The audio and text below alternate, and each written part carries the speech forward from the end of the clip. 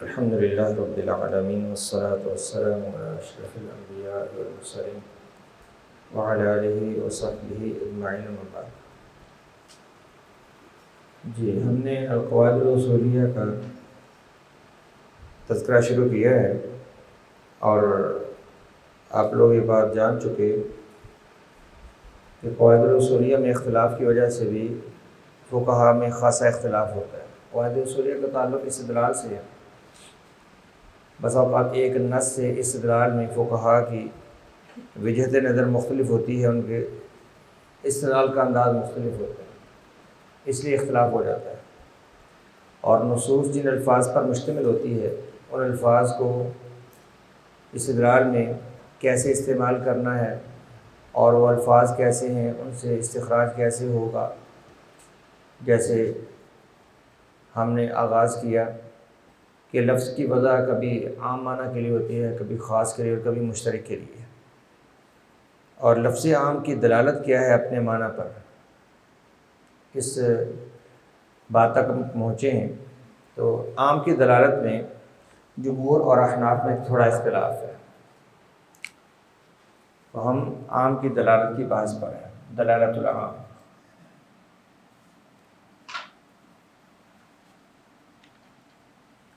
عام کی دلالت یعنی اپنے مفہوم پر وہ قطعی ہے یا ظنی ہے۔ دونوں میں فرق کیا ہے ظنی اور قطعی ہونے میں؟ ظنی سے مراد ہے کہ اس میں احتمال ہے، تخصیص ہو سکتی ہے، تعویل ہو سکتی ہے، اور قطعی میں یہ ہوتا ہے کہ اس میں تخصیص اور تعویل نہیں ہو سکتی، بس جو معنی ہے وہی ہے اور اس میں کوئی دوسرے معنی کا امکان نہیں۔ جی، تو اس میں پہلا موقف جمہور کا ہے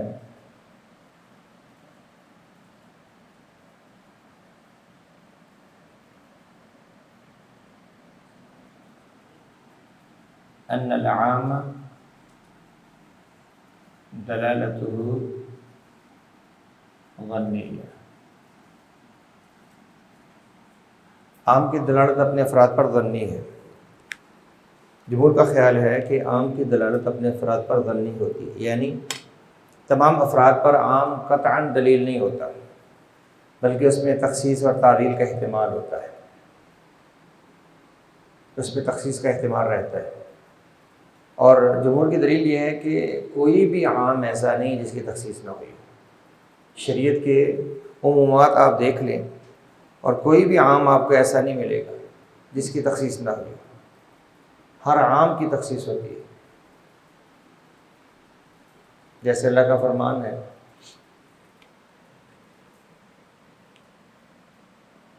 یا ایھا الذین آمنوا کتب علیکم الصیام۔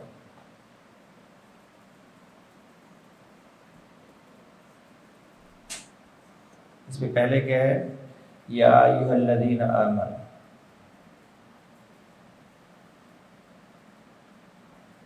الذین یہ آپ نے پڑھا عام کا صیغہ ہے، اس میں موصول ہے۔ اہل ایمان تم پر روزہ فرض، سب پر روزہ فرض ہے، لیکن سب پر فرض نہیں۔ خود اللہ تعالیٰ بعد فرماتا ہے ومن کان مریضا، خود اللہ نے استثناء کر دی، مریض او علی سفر، مریض اور مسافر پر روزہ فرض نہیں۔ تو خود لفظ عام اللہ تعالیٰ نے پہلے بولا اور پھر اس میں خود ہی مریض اور مسافر کو الگ کر دیا۔ اس طرح اللہ کہتے ہیں والمطلقات یتربصن بانفسہن ثلاثۃ قروء۔ مطلقہ کی طرف 3 قروء، المطلقات، الف لام استغراق کا جمع پر داخل ہو، عموم کا فائدہ دیتا ہے، تمام کی تمام مطلقات۔ یہاں پر اللہ نے یہی کہا، لیکن تمام مطلقات کی ثلاثۃ قروء عدت نہیں۔ قرآن کریم میں دیگر مقامات پر جیسے اللہ نے کہا یا ایھا الذین آمنوا اذا نکحتم المؤمنات ثم طلقتموهن من قبل ان تمسوهن فما لكم علیہن من عدۃ تعتدون۔ تو مطلقہ غیر مدخولہ کی کوئی عدت ہی نہیں، جس کو رخصتی سے پہلے طلاق ہو جائے اس کی کوئی عدت نہیں۔ اس طرح مطلقہ حاملہ کی عدت کیا ہے؟ وضع حمل. فاولاد الاحمال اجلهن ان یضعن حملهن. اسی طرح جو متعلقہ عائشہ ہو یا صغیرہ اس کی عدت وہ مہینوں کے ساتھ ہوتی ہے، قروء کے ساتھ نہیں ہوتی. واللائی یئسن من المحیض من نسائکم ان ارتبتم فعدتهن ثلاثة اشہر واللائی لم یحضن. المطلقات کی تخصیص ہوئی ہے، یہ اگرچہ لفظ عام ہے. اس طرح قرآن کریم کے جو بھی عمومات لے لیں، جیسے اللہ نے فرمایا اقیموا الصلاۃ، تو کیا نماز سب پہ فرض ہے؟ نہیں. صغار اور مجامی یہ مستثنا، ان پر نماز فرض نہیں. آتوا الزکوٰۃ، سب پر زکوٰۃ فرض نہیں، صرف صاحب مال پر اور صاحب حیثیت پر زکوٰۃ فرض ہے. مال پر سارے ختم نہیں. تو قرآن کریم کے جو بھی عمومات آپ دیکھ لیں، الذین کے صیغہ سے، امر کے صیغہ سے، جمع کے صیغے سے، جیسے سورۃ العصر میں ان الانسان لفی خسر، سارے انسان خسارے میں. پھر خود استثناء کہ الا الذین آمنوا وعملوا الصالحات، سارے خسارے میں نہیں. جو ایمان اور اعمال صالحہ وتواصوا بالحق وتواصوا بالصبر وہ خسارے میں نہیں. تو قرآن کریم خود ہی جہاں پر لفظ عام ذکر کرتا ہے خود تخصیص کرتا ہے، یا اس کی تخصیص کی دلیل مل جاتی ہے. تو کوئی بھی دنیا میں عام ایسا نہیں جس کی تخصیص اور جس میں استثناء نہ. تو جب عام کی دلالت تمام افراد پر نہیں ہے تو پتہ چلا کہ عام کی دلالت اپنے افراد پر قطعی نہیں، کچھ افراد کو نکالنا جائز ہے. یہی معنی ہے دلالت کے ضمنی ہونے کا، کہ عام اپنے تمام افراد پر دلالت نہیں کرتا، تمام کو شامل نہیں ہوتا، بلکہ کچھ نہ کچھ نکل آتے ہیں. اس لیے فقہا نے کہا ما من عام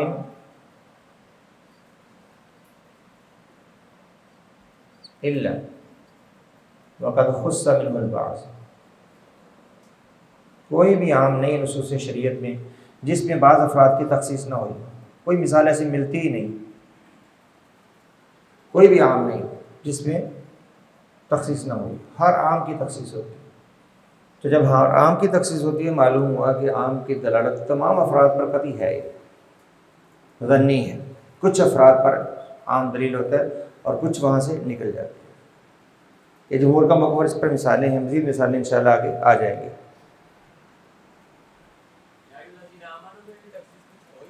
ہاں ہر یا ایھا الذین آمنوا تخصیص ہوتی ہے. کوئی بھی آپ یا ایھا الذین آمنوا، الذین یہ کون سا صیغہ ہے؟ موصول. اور صیغہ موصول عموم کے لیے ہوتا ہے. آپ کوئی بھی یاد لے رہے ہیں یا ایھا الذین آمنوا، وہ سب کو شامل نہیں ہوگی، اس میں کچھ نہ کچھ نکل جاتے ہیں. اگر زیادہ نہ ہو تو مجنون تو نکل ہی جاتے ہیں، وہ غیر مکلف ہے. بچے نکل جاتے ہیں، غیر مکلف ہے. بعض دیگر افراد نکل جاتے ہیں. کم از کم صغار میں چلیں تو ہر جگہ مستثنیٰ ہے. تو اگر الذین کو لے تو الذین کی دلالت تو سب پہ ہے، جو بھی افراد ہیں دنیا میں، لیکن سب پر اس کی دلالت آتی ہی نہیں.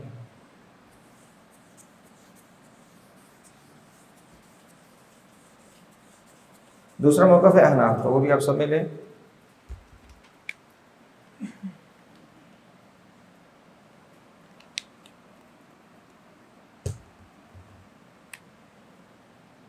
ان کا خیال ہے ان العام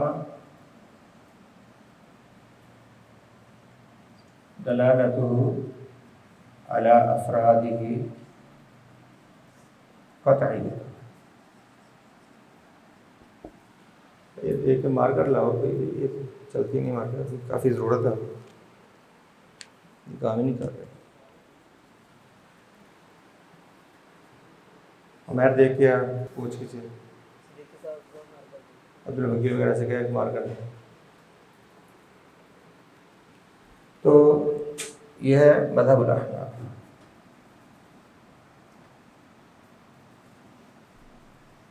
کہ عام کی دلالت اپنے افراد پر قطعی ہے. ایسا کیوں کہتے ہیں آگے ثمرۃ الخلاف میں جا کر ہم بات واضح کریں گے. تو خیر ان کا موقف یہ ہے کہ عام کی دلالت اپنے افراد پر قطعی ہے. اور ان کی دلیل کیا ہے؟ کہتے صیغہ عام وضع کیا گیا تاکہ وہ اپنے تمام افراد کو شامل. تو عام کی جو اصل وضع ہے وہ تمام افراد کو شمول کے لیے اصل وضع عام کی وہ کیا ہے؟ شمولہ علی جمیع الافراد. کہتے ہیں ہمیں اس اصل وضع کا لحاظ رکھنا ہے. اصل وضع یہ ہے کہ تمام افراد کو عامل شامل ہوتا ہے. تو جو اس کی اصل بناوٹ ہے جس مقصد کے لیے آپ اس کو دور نہیں کر سکتے. تمام افراد کو شامل ہونا، یہ اس کی اصل وضع ہے۔ کہتے ہیں جو احتمال و تخصیص کی بات ہے، مجرد احتمال کے ساتھ آپ اس کی اصل وضع نہیں ختم کر سکتے۔ مجرد احتمال کے ساتھ آپ یہ کہیں کہ ہر عام میں تخصیص کا احتمال ہوتا ہے، تو آپ اصل وضع نہیں ختم کر سکتے، اصل وضع کا اعتبار رہے گا، اور وہ یہ ہے کہ اپنے تمام افراد پر اس کی دلالت قطعی ہے۔ وہ تمام افراد کو جب شامل ہے تو سب پر دلالت قطعی ہے، بس یہ ان کا کہنا ہے۔ وہ اصل وضع کو لیتے ہیں، باقی ان کے پاس کوئی دلیل نہیں ہے کہ کسی عام کی تخصیص نہ ہوئی۔ پہلے وہ اس کی قطعیت کو ثابت کرتے ہیں، پھر دیکھیں آگے کیا کرتے ہیں۔ لے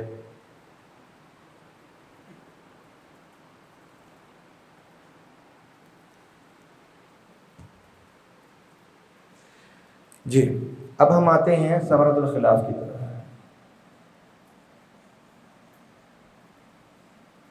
جمہور اور احناف کے اس اختلاف میں، اختلاف کا نتیجہ کیا یا نتائج کیا؟ اختلاف کے دو نتائج برآمد ہوتے ہیں۔ پہلا نتیجہ یہ ہے یا پہلا ثمرہ یہ ہے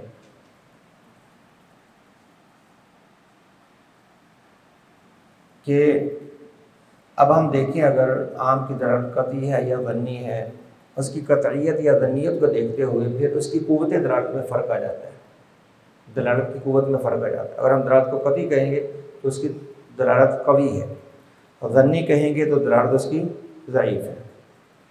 تو اس میں پہلا پھر یہ فقہا نتیجہ نکالتے ہیں، حل یجوز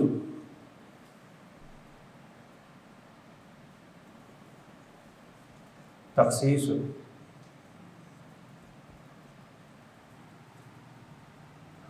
عام بالقرآن بخبر الآحاد۔ قرآن کریم کے عام کی خبر احاد سے تخصیص جائز ہے کہ نہیں؟ قرآن کریم کے عام کی خبر احاد سے تخصیص جائز ہے کہ نہیں؟ ایک ہے قرآن کریم کا عام لفظ،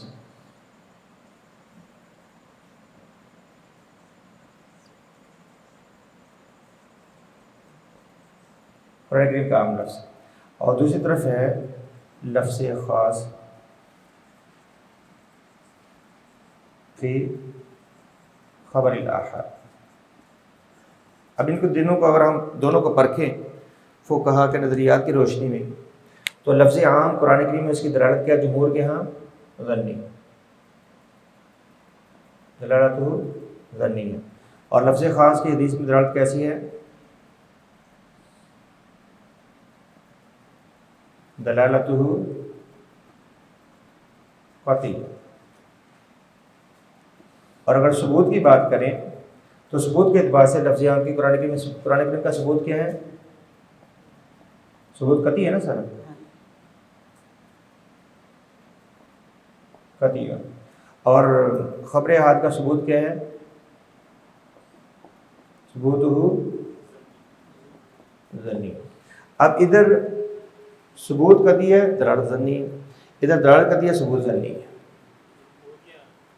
جمہور کی بات کر رہے ہیں، کیونکہ جمہور عام کی دلالت کو ظنی قرار دیتے ہیں۔ تو قرآن کریم کا عام وہ ظنی الدلالہ ہے، اگرچہ قطعی الثبوت ہے، ثبوت کے اعتبار سے قطعی ہے، لیکن دلالت اس کی کیا ہے؟ ظنی۔ اور اگر خبر احاد کی طرف جائیں تو اس کی اگرچہ ثبوت ظنی ہے لیکن دلالت قطعی ہے، تو دونوں برابر ہو گئے۔ اس لیے جمہور کے ہاں قرآن کریم کے عام کی خبر واحد کے ساتھ تخصیص ہو سکتی ہے، دونوں برابر ہو گئے، ادھر بھی ایک ظنی ایک قطعی، ادھر بھی ایک ظنی ایک قطعی، تو برابر ہو گئے قطعیت اور ظنیت۔ تو قرآن کریم کے عموم کی خبر واحد سے تخصیص جائز ہے، سمجھ گئے؟ یہ ہے عند الجمہور، یہ ان کا ذات ہے۔ تو جمہور کے ہاں قرآن کریم کے عموم کی خبر واحد کے ساتھ تخصیص جائز ہے، کیونکہ دونوں برابر ہو جاتے ہیں اس انداز میں، ایک اعتبار سے ظنی ایک اعتبار سے قطعی، یہ بھی ایک اعتبار سے قطعی ایک اعتبار سے ظنی۔ ہاں اس کو سمجھ لیں اچھی طرح آپ کو۔ تو جمہور نے کہا جب قرآن کریم کی اگرچہ دلالت اس کی ظنی ہے، اگرچہ اس کا ثبوت قطعی لیکن دلالت اس کی ظنی ہے، قرآن کریم سارے کے سارے متواتر ثابت ہے، ثبوت میں کوئی شبہ نہیں، ثبوت میں کوئی شبہ نہیں۔ لیکن قرآن کریم کے الفاظ کی دلالات اپنے مفاہیم پر ہر جگہ قطعی نہیں ہوتی، دلالت اس کی اپنے معنی پر ہر جگہ قطعی نہیں ہوتی۔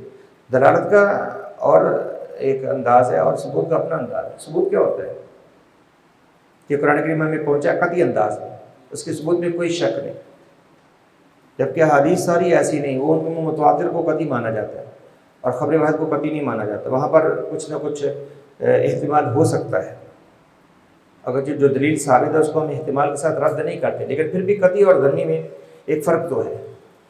تو قرآن کریم کا ثبوت سارے کا سارا قطعی ہے، لیکن جو الفاظ ہیں وہ سارے اپنے مفاہیم پر قطعی دلالت نہیں کرتے، ان میں جو الفاظ خاص ہیں ان کی دلالت قطعی ہے، جیسے اعداد ہے، میہ، ثلاثہ، ربع، ثلث، نصف، یہ ان کی دلالت قطعی ہے، اس میں کوئی دوسرے معنی کی گنجائش نہیں۔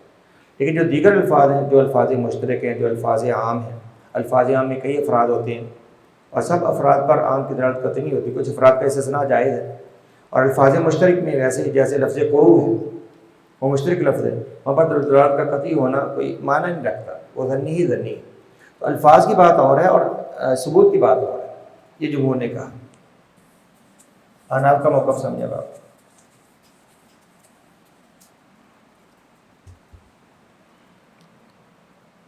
عند الاحناف ان کے ہاں وہی بات، عام القرآن اور خاص خبر الواحد۔ عام القرآن کے ہاں کیا ہے؟ قطعی الثبوت ہے، یہ سب کے ہاں قطعی الثبوت ہے، قرآن کریم سارے کا سارا قطعی الثبوت ہونے کے ساتھ ساتھ ان کے ہاں قطعی الدلالہ بھی ہے۔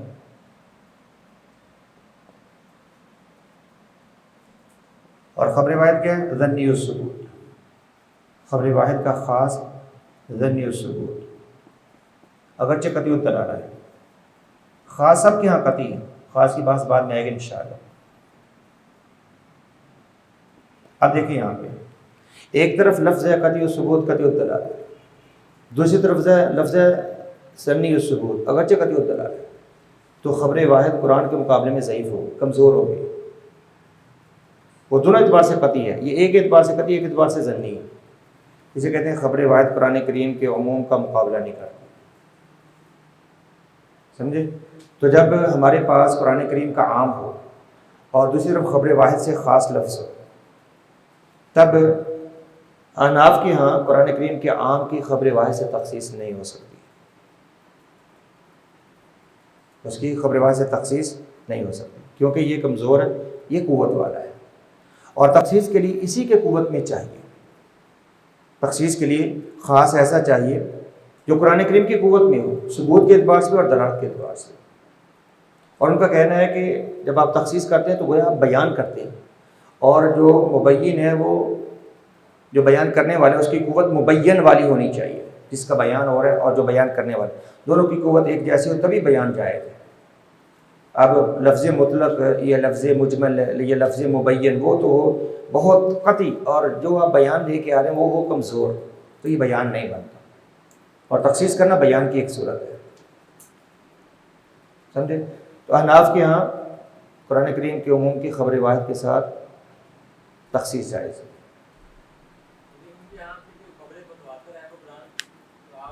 وہ تخصیص کر سکتی ہے، لیکن اخبار متواترہ جو ہے نا وہ محدود ہیں، چند ایک، اور ان میں کوئی آپ کو ایسی دلیل ملے گی نہیں جس سے ہم تخصیص کر سکیں۔ یہ عملی مسائل سے متعلقہ ساری احادیث خبر احادی ہیں، اور خبر متواترہ میں ہمیں کوئی عملی مسائل سے متعلق حدیث ملتی نہیں ہے، ان کا تعلق دیگر مسائل سے ہے، عقائد سے ہے یا بعض دیگر اشیاء سے ہے، وہ عملی زندگی سے متعلقہ ساری احادیث خبر احاد ہے، اور ہمیں تخصیص تو چاہیے عملی مسائل میں، فقہی مسائل میں۔ اب جمہور نے اپنے موقع پر کہا کہ آپ لوگوں کا کہنا ہے کہ قرآن کریم کے عموم کی تخصیص نہیں ہو سکتی خبر واحد سے،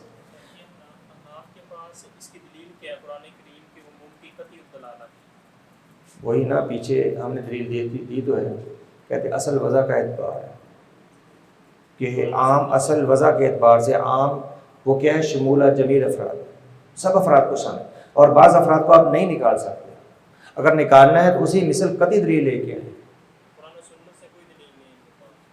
نہیں باقی یہ ایک منطقی ہے ان کی، آگے مزید دلیل دیتے ہیں انشاءاللہ، آپ سمجھیں اس بات کو، آگے بڑھیں۔ اب جمہور نے اپنے موقع پر کہا کہ ہمارے پاس بے شمار دلائل ہیں جن میں قرآن کریم کی تخصیص خبر واحد نے کی ہے اور ان کا آپ جواب نہیں دے سکتے۔ کئی ایک دلائل ہیں قرآن کریم کی عموم کی تخصیص خبر واحد سے ہوئی ہے، جیسے آیت ہے، آیت الوراثہ کیا ہے؟ یوصیکم اللہ فی اولادکم للذکر مثل حظ الانثیین۔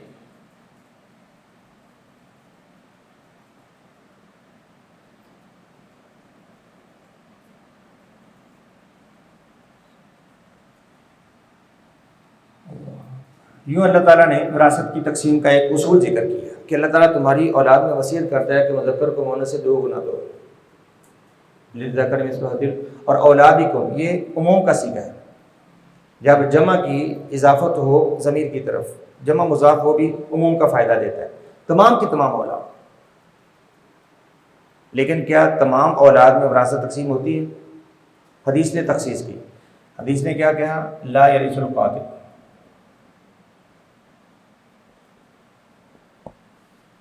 اگر اولاد میں سے جو بچہ اپنے باپ کا قاتل ہے وہ وارث نہیں بنتا، تو اولاد کے افراد میں سے اس فرد کو نکال دیا تو قاتل ہے۔ اسی طرح حدیث نے کہا لا یرث الکافر المسلم،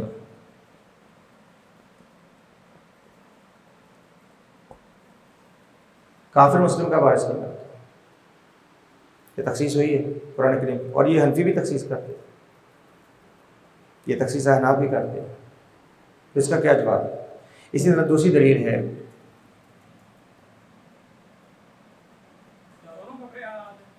ہاں دونوں خبریں واحد ہیں، وہ جواب تو دیتے بعد میں ذکر کرتا۔ اور بھی کئی ایک دلائل ہے، جیسے قرآن کی اللہ نے فرمایا محرمات کا ذکر کر کے وَأُحِلَّ لَكُمْ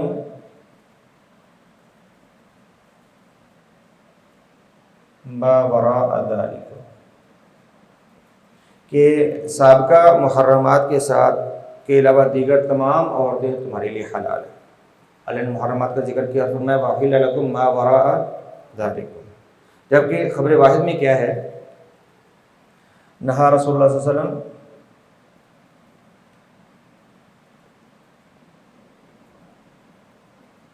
عن الجمع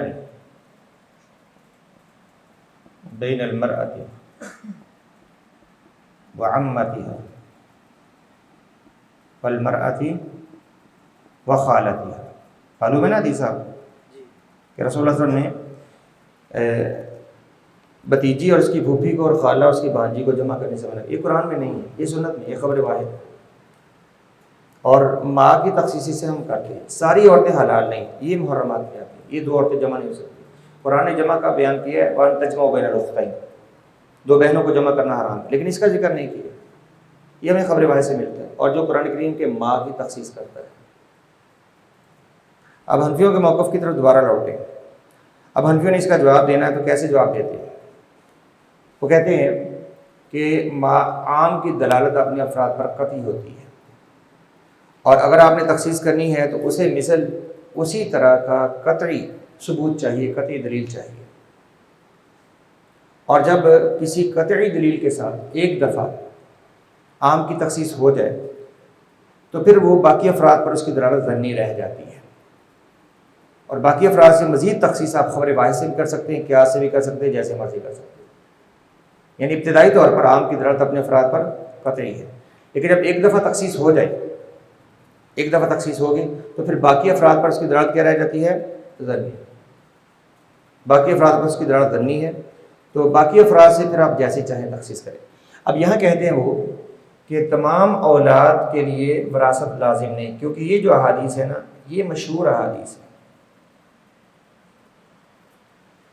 ان کے ہاں مشہور وہ متواتر کی طرح، اور احناف کے ہاں مشہور کیا ہوتی ہے؟ ان کے ائمہ میں مشہور، اور اس کی ویسے اصل تعریف ان کے ہاں یہ ہے کہ ایسی روایت جو اپنے اصل کے اعتبار سے تو متواتر نہ ہو لیکن آگے چل کے متواتر بنے، ان صحابہ کے دور میں متواتر نہ ہو لیکن تابعین اور تبع تابعین کے دور میں جا کر اس کو شہرت حاصل ہو جائے، اور شہرت کا کوئی ضابطہ نہیں ہے۔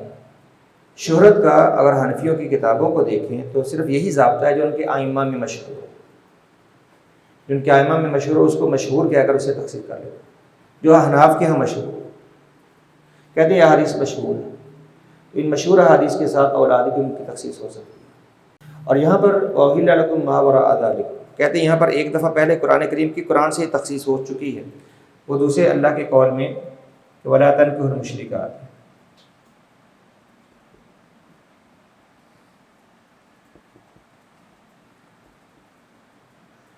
حتی یؤمنن،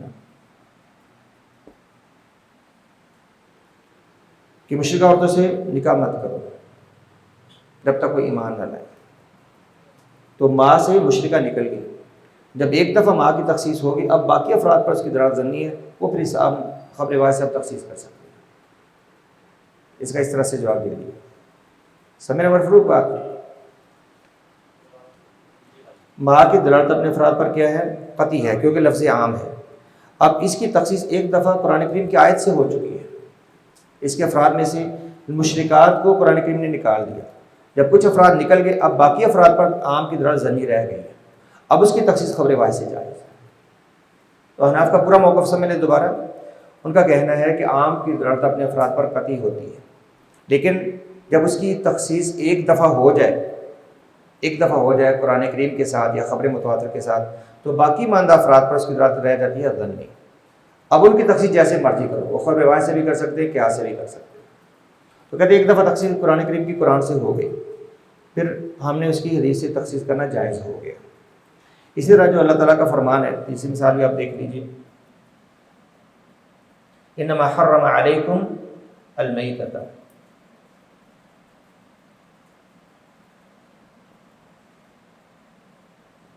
اللہ نے مردار کو حرام کیا،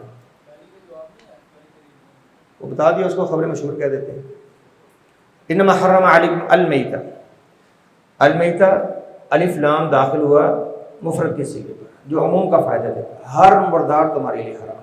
لیکن خبر واحد نے تخصیص کی ہے، کیا تخصیص کی ہے؟ ہاں، احلت لنا میتتان وہ بھی ہے، اور دوسری ہے هو طہور ماؤہ الحل میتۃ، کہ پانی کا مردار یعنی مچھلی حلال ہے، مردہ مل جائے تو حلال ہے۔ تو المیتہ کی تخصیص خبر واحد نے کی، تو معلوم ہوا کہ قرآن کریم کے عموم کی خبر واحد تخصیص کرتی ہے، مثال موجود ہے۔ اس کو بھی خبر مشہور کہتے ہیں، یہ بھی خبر مشہور ہے، یہ سب جانتے ہیں، اس کو کون نہیں جانتا؟ ایسی خبر واحد لے کے آؤ جو مشہور نہ ہو۔ تو خیر، اب یہ جو احناف نے موقف اپنایا ہے کہ عام کی دلالت اپنے افراد پر قطعی ہے، اس میں بادی النظر میں ہمیں جمہور اور احناف کے درمیان مثالوں کے اندر کوئی اختلاف دکھائی نہیں دیتا، لیکن جہاں پر انہوں نے اختلاف کرنا ہو وہاں کر لیتے ہیں، وہاں پر نہیں مانتے، وہاں پر اختلاف کر لیتے ہیں۔ جیسے اس کی مثال قرآن کریم میں اللہ نے فرمایا فَقْرَؤُوا مَا تَيَسَّرَ،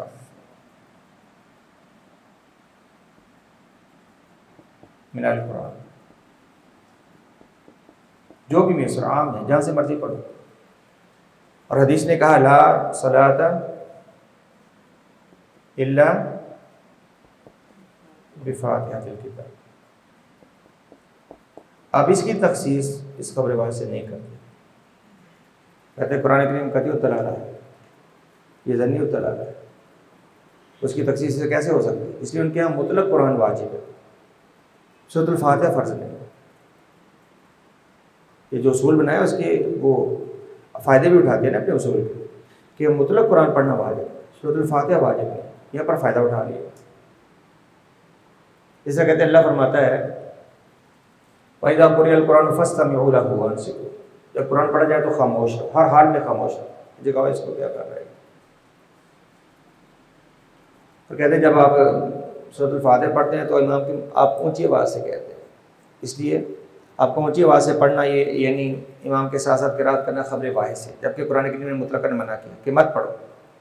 تو یوں وہ بعض عمومات ایسے لے آتے ہیں قرآن کریم کے جو ان کے یہاں قطعی ہیں اور خبر واحد کے ساتھ ان کی تخصیص نہیں کرتے، تو یوں فائدہ اٹھاتے اپنے اصول کا۔ تو اختلاف کا ایک ثمرہ اور نتیجہ آپ نے دیکھ لیا، ہاں، خبر متواتر سے یا خبر مشہور سے، اور خبر واحد سے ان کے یہاں قرآن کریم کی ان کی تخصیص نہیں ہو سکتی۔ آگے بڑھیں دوسرے اختلاف کے ثمرہ کی طرف۔ دوسرا کیا ہے، جب ایک حکم قرآن کریم میں ہو اور دوسرا حکم سنت میں ہو، قرآن کریم میں عام حکم اور سنت میں خاص ہو، عند تعارض، یا یوں کہو عندما یوجد حکم عام فی القرآن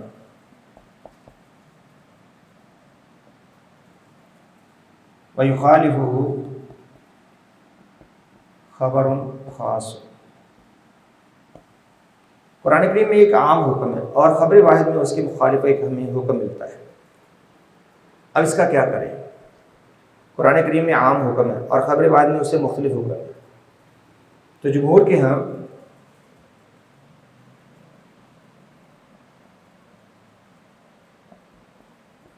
یخصص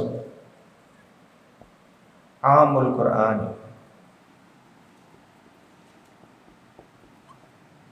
بخاص سنت الاحاد، میں عربی بات لے کے آتا ہوں تاکہ آپ کو عربی سے یعنی تعلق رہے، باقی اردو میں بھی سب وضاحت ہو سکتی ہے لیکن عربی میں آپ کو کچھ تعلق رہے، اس لیے میں عمدن عربی بات لے کے آتا ہوں۔ تو جمہور کے ہاں قرآن کریم کے عام کی سنت احاد کے خاص سے تخصیص ہوگی، ولا یوجد تعارض،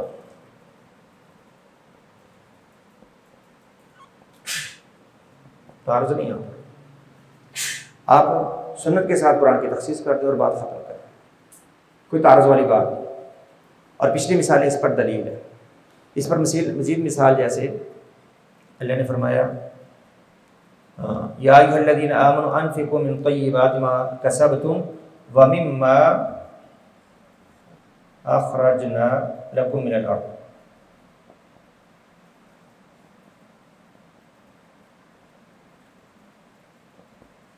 زمین کی پیداوار سے زکوٰۃ ادا کرو، لفظ ہے ما، مما، جو بھی ہم تمہارے لیے زمین سے پیدا کریں اس سے زکوٰۃ ادا کریں، اور عام کا یہ ما کا تقاضا ہے کہ ان زکوٰۃ فرض فی قلیل الزرع و کثیرہ، کہ زمین کی ہر پیداوار پر زکوٰۃ فرض ہے، وہ پیداوار تھوڑی ہو یا زیادہ ہو، کیونکہ اللہ نے لفظ ما استعمال کیا، جو بھی ہم زمین سے نکالیں، جو بھی زمین کی پیداوار سے زکوٰۃ دو، قرآن کریم کے عام کا یہ تقاضا ہے۔ اور دوسری طرف سنت ہے، وہ کیا ہے؟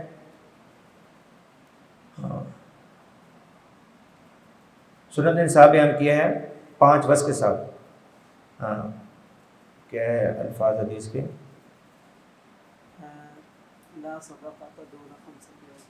اس طرح کے الفاظ، لا صدقۃ الا دون خمسۃ اوسق، کہ 5 وسق سے کم میں زکوٰۃ فرض نہیں۔ اب قرآن کا لفظ عام ہے، ہر پیداوار پہ زکوٰۃ، اور خبر واحد نے کیا کہا؟ 5 وسق نصاب ہے، اس لیے امام ابو حنیفہ کے یہاں قرآن کریم کے عام کو ترجیح، کہتے ہیں قطعی الدلالہ ہے، قطعی الثبوت بھی ہے، قطعی الدلالہ بھی ہے، اور خبر واحد خاص ہے، یہ ظنی الثبوت اگرچہ قطعی الدلالہ ہے، اس کے ساتھ وہ اس کی تخصیص نہیں کرا، کہتے ہیں تعارض ہے دونوں میں تعارض، عام بھی قطعی ہے، خاص بھی قطعی ہے، دونوں میں تعارض واقع ہو گیا۔ اب تعارض کی صورت میں ہم کس کو ترجیح دیں گے؟ قرآن کریم کی آیت، تو یہ عام اور خاص میں تعارض ثابت کرتے ہیں۔ جمہور کا موقف ہے کوئی تعارض نہیں ہے، اس عام کی اس خاص سے تخصیص کر دو، کوئی تعارض نہیں ہے، عام کی خاص سے تخصیص کر دو۔ احناف کے موقف کی طرف جائیں، وہ بھی آپ سمجھ لیں۔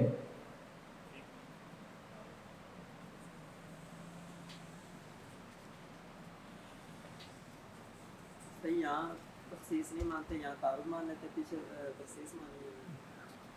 نہیں، تب انہوں نے تعویل کر کے اس کو اس کی قوت میں بنا لیا نا، پہلے تعویل کی نا، پہلے اس کو اس کی قوت میں بنا لیا، پھر تخصیص کی، مانا وہاں بھی تعارض ہی ہے۔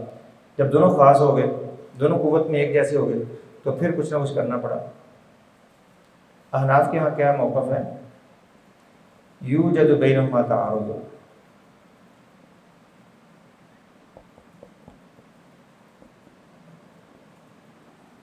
فلا یخصص عام القرآن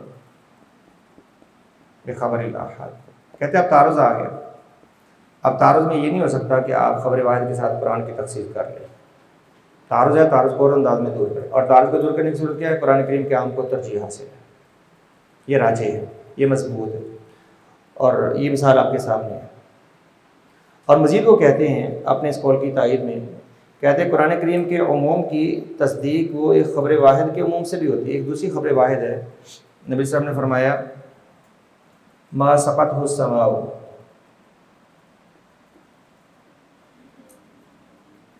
العیون او کان عصریا ففیہ العشر.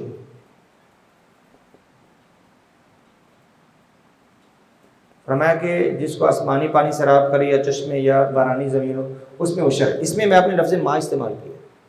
جس فصل کو بھی، یعنی فصل جتنی بھی اس میں زکوٰۃ دو، عشر دو اگر اس کو آسمانی پانی سے سیرابی وغیرہ ملتی ہے. تو یہ خبر واحد کا ما قرآن کریم کے ما کے موافق ہے. تو قرآن کریم کے اس عام کی خبر واحد کے ما سے بھی عام سے بھی تصدیق ہوتی ہے، تائید ہوتی ہے. اور مزید کہتے ہیں کہ یہ خبر ہمارے ائمہ کے یہاں مشہور ہے، یہ مشہور نہیں ہے. اور مزید کہتے ہیں کہ اس پر عمل کرنے میں فقراء کو زیادہ فائدہ ہے کہ ان کو تھوڑی پیداوار سے بھی زکوٰۃ نکال کے دی جائے. اور مزید کہتے ہیں کہ احتیاط میں واجب میں عمل محتاط ہونا چاہیے. اور محتاط عمل یہی ہے کہ آپ نصاب کو چھوڑیے اور جتنی بھی پیداوار اس میں زکوٰۃ دیجیے. تو کئی طرح کے ہیلے بہانے کر کے خبر واحد کو رد کرتے ہیں، اسے تخصیص نہیں کرتے. سمجھے؟ تو دوسرا یہ اختلاف کا ثمرہ ہے کہ جب قرآن کریم میں عام اور خبر واحد میں خاص ہو تو حناف تعارض ثابت کرتے ہیں، اور تعارض ثابت کرنے کے بعد پھر ترجیح کی طرف جاتے ہیں. اور ترجیح ظاہر ہے کہ قرآن کریم کو ہی حاصل ہوگی خبر واحد کے مقابلے. اور جمہور تعارض ثابت ہی نہیں کرتے. ان کے یہاں سادہ سی بات ہے، قرآن کریم کا عام و ظنی ہے، خبر واحد خاص ہے وہ قطعی ہے. تو خاص کے ساتھ فیصلہ ہوگا اور عام کی تخصیص ہو جائے گی. سمجھ گئے مسائل؟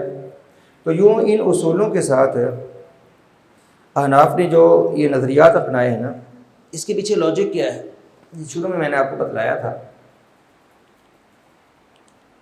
جو اصول فقہ کی تدوین میں فقہاء احناف کا انداز ہے، انہوں نے اصول کی تخریج کی ہے فروع پر. تخریج الاصول الی الفروع، یعنی فروع پہلے ہیں اور اصول بعد میں مرتب کیے. تو جب فروع پہلے تھے یعنی مسائل پہلے ہیں، ائمہ کے اقوال اور مسائل، اور اصول بعد میں بنے، تو پھر انہوں نے فروع کو مسائل کو سامنے رکھ کے اصول بنائے ہیں. اور اصول ایسے بنائے ہیں جو ان کے مذہب کے خادم ہیں. ہاں، فروع مسائل پہلے ہیں ان کے ائمہ. امام حنیفہ نے کوئی اصول پر کتاب نہیں لکھی، صرف فقہ ہے ان کی. ابو یوسف نے نہیں لکھی،